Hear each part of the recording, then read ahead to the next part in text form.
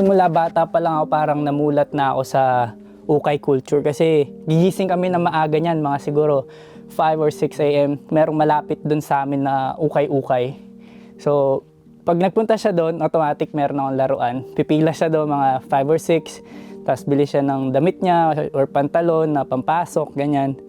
So yun, parang doon pa lang siguro namulat na ako na sa second hand clothing, kumbaga. 15 years old ako dumating sa Canada.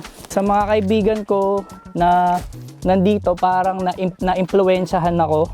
So yun, nag-post ako ng Jordans ko. Tapos after couple of days may nag-message, is this available? Sabi niya ganyan, pwede ba tayo mag-meet up sa station? Tapos yun, nag-meet up kami sa Kipling Station yata. Tapos yun, binigay ko na yung sapatos, nakuha ko yung pera ko, bumalik pa na merong tubo. Umabot sa point na pumipila na kami sa gabi, bumibili ng mga sapatos.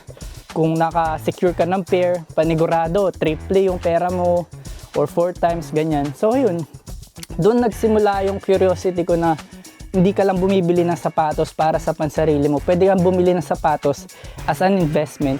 Kahit second hand man yan, tapos i-flip mo, benta mo, kikita ka.